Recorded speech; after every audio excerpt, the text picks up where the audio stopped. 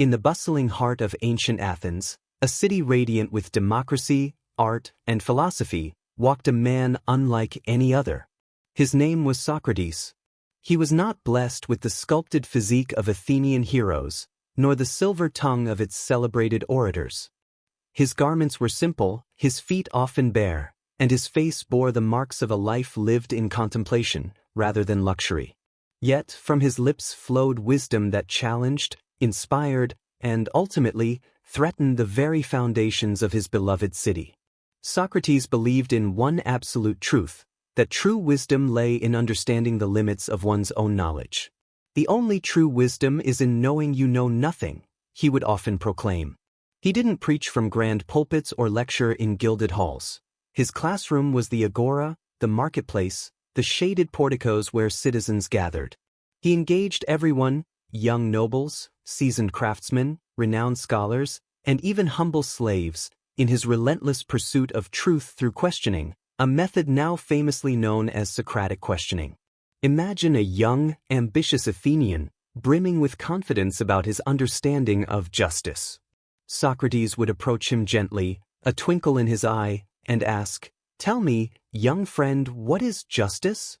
As the youth confidently presented his definition, Socrates would, with a series of deceptively simple questions, unravel its inconsistencies, expose its flaws, and lead the young man to the humbling realization that his knowledge was not as complete as he had imagined. This was not done to humiliate, but to awaken, to stir the dormant desire for genuine understanding. His method was revolutionary, a searing light cutting through the accepted dogmas and superficial certainties of his age. He taught his followers to critically examine everything, to never accept an idea simply because it was popular or traditional. Many young Athenians, disillusioned by the hypocrisy of politicians and the empty rhetoric of sophists, flocked to Socrates, drawn by his integrity and his unwavering commitment to intellectual honesty. They saw in him a path to genuine virtue and understanding. However, not everyone appreciated this relentless pursuit of truth.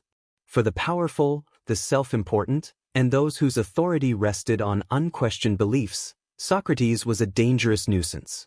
His questions exposed their ignorance, undermined their influence, and challenged the very fabric of their societal order. He was accused of corrupting the youth, of impiety, not believing in the city's gods, and of introducing new deities. These were grave charges in Athens, charges that could lead to death. Socrates, now an old man, faced his accusers in the court of the Heliaea, a grand jury of 500 Athenian citizens. He did not beg for mercy, nor did he compromise his principles. Instead, he used his trial as one last, profound opportunity to teach. He defended himself not by denying his philosophy, but by explaining its profound importance. He told the jury, "If you put me to death, you will not easily find another like me. I am a sort of gadfly, given to the state by God, and the state is a great and noble steed who is tardy in his motions owing to his very size, and requires to be stirred into life." He spoke with an almost divine conviction, asserting that to stop philosophizing would be to disobey the gods, and that the unexamined life was not worth living. He chose truth over survival, principle over pragmatism. Despite his powerful defense, the jury, swayed by fear, resentment, and a misunderstanding of his true intentions, found him guilty. The penalty was death, to be carried out by drinking hemlock, a potent poison. His friends and disciples, heartbroken, pleaded with him to escape. They had made arrangements, bribes were offered, and a path to exile was clear. But Socrates, ever the upholder of law and order, even when that law was unjustly applied to him, refused. "The laws are sacred," he calmly stated, "and I cannot betray them even if they betray me."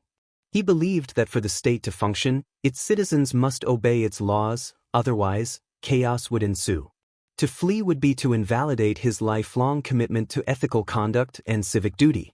On his final day, gathered with his tearful disciples, Socrates remained remarkably serene. He discussed the immortality of the soul, offering comfort and assurance. As the sun began to set, the jailer brought the cup of hemlock. With unwavering resolve, Socrates took the cup. His friends wept openly, but he gently chastised them, reminding them of the dignity required in such moments. He drank the poison without a tremor. His body gradually grew cold, but his spirit remained incandescent. His last words, famously, were to his friend Crito. "Crito, I owe a cock to Asclepius. Please remember to pay the debt." A small debt, perhaps, but a final testament to his meticulous nature and his belief in honoring one's obligations, even as life slipped away. Socrates died not for a kingdom, not for glory, but for the relentless pursuit of truth. He was the first martyr of truth, a man whose unwavering commitment to intellectual integrity and moral courage cost him his life. His death was not an end but a beginning. It galvanized his disciples, inspired Plato to write some of the most profound philosophical works ever known, and ignited a flame of critical thought that has illuminated Western civilization for millennia.